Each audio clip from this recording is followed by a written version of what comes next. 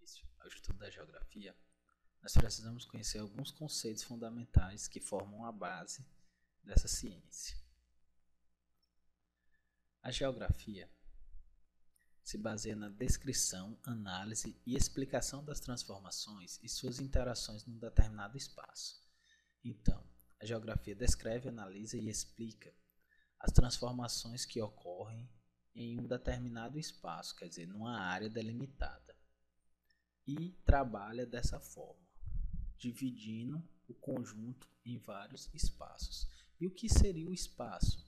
O espaço é um conjunto indissolúvel, resultado de fenômenos naturais e ações humanas.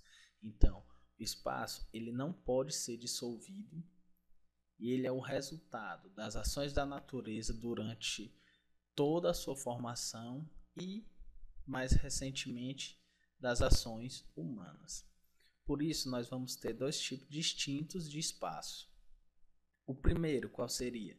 Seria o espaço natural, que é aquele que resultou da evolução da natureza, da ação dos fenômenos geológicos, climáticos e outros. Quer dizer, aquele que é diretamente influenciado pela natureza.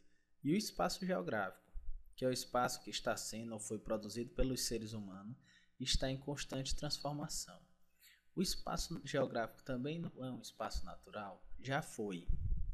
Porque o que vai distinguir um espaço de outro? O espaço natural, a gente pode dizer que é aquele espaço que só sofreu ações da natureza, ainda não sofreu ações dos seres humanos. E o espaço geográfico é aquele que já sofreu ações da natureza, só que hoje, constantemente, sofre alterações e transformações produzidas pelos seres humanos. Então, o espaço natural é aquele que não foi produzido, não foi alterado pelos seres humanos, e o espaço geográfico é aquele que foi e está sendo constantemente modificado pelo ser humano. Se você prestar atenção na imagem, você vai ver essa diferença. Em uma área onde você não tem nenhuma ocorrência ou nenhuma visualização de transformações dos seres humanos, que nós chamamos de espaço natural, e na outra, onde a gente já verifica um espaço totalmente alterado pelo homem. Então, essa diferença entre espaço natural e espaço geográfico, quem determina ela é justamente a atuação do ser humano.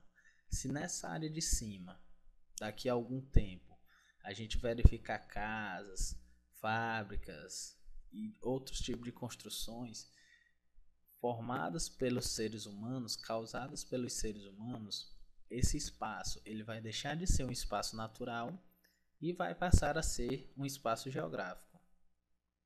A paisagem. A paisagem é tudo que vemos, tudo que nossa percepção distingue.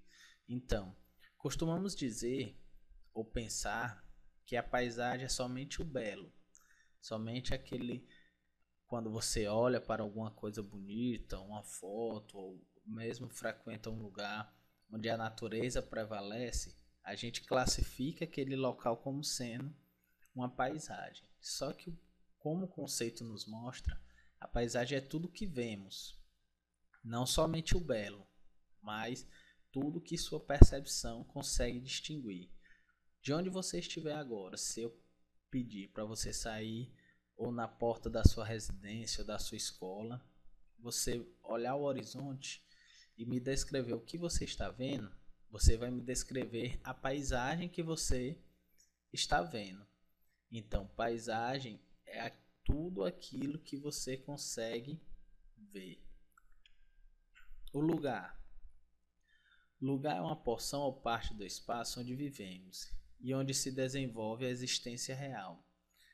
De que existência real? A sua. Porque o lugar ele vai de cada um. Você tem o seu lugar, onde você se identifica, onde você cresceu, morou ou mora atualmente. Eu tenho o meu lugar e todas as pessoas têm um lugar onde elas tiveram aquela vivência e onde se identificam. onde criaram aquele vínculo afetivo e onde se desenvolveu a sua existência real. Então, o lugar representa isso. Território. Território representa um espaço concreto, dominado e apropriado por uma sociedade ou um estado. Então, o território, ele é um espaço, certo? Delimitado, e ele é dominado e apropriado por uma sociedade ou um estado. Se você observar o mapa, nós vamos ter vários territórios aqui, divididos e pertencentes justamente aos estados. Mas territórios também podem pertencer à sociedade. Nos primórdios do Brasil, os índios não tinham uma formação de estado. Então, o seu território era aquele local onde ele delimitava que sua tribo residia. Aquele era o território de cada tribo, território indígena. E hoje a gente já tem essa diferença da formação dos estados, que cada estado possui o seu território. E é delimitado por quem esse território? Delimitado pelas fronteiras, que são as áreas que separam ou delimitam dois territórios. Essas fronteiras podem ser fronteiras artificiais ou fronteiras naturais. Por exemplo, o que divide o Maranhão do Piauí? A gente sabe que é o Rio Parnaíba.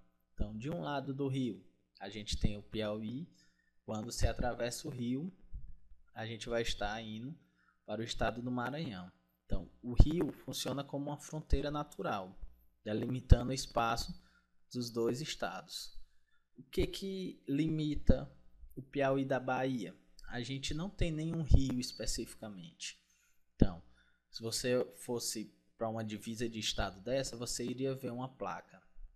Até aqui, ou aqui encerra o limite do Piauí e inicia o estado da Bahia.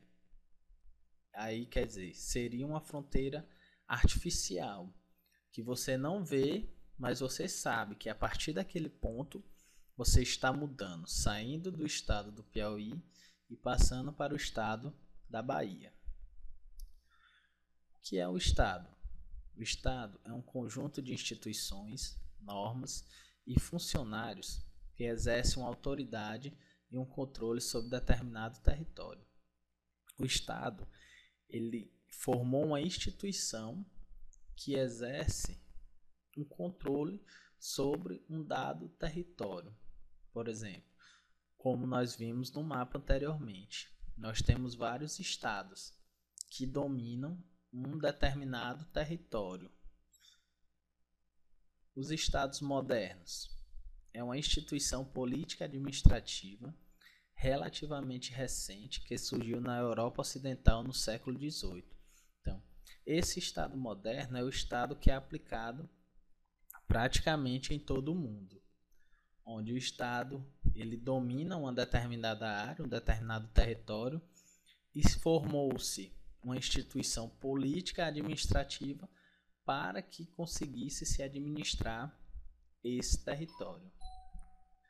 Há alguns outros conceitos fundamentais nós podemos identificar também. Etnia.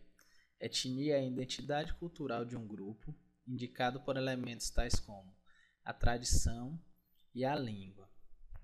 A etnia era bastante relacionada aos fatores indígenas, aos fatores dos povos que antecediam a nossa civilização atual. A raça baseia-se em fatores biológicos, como a cor da pele, formato da cabeça, o tipo de cabelo, entre outros. Quer dizer, é pela raça que você vai distinguir, por exemplo, você vai dizer se você é negro, se você é pardo, se você é branco, se você tem características japonesas, características alemãs. E nação. Nação está geralmente associado ao sentimento e à consciência coletiva de valores e tradições culturais. Então, a nação se forma quando coletivo, várias pessoas aderem os mesmos valores e tradições culturais.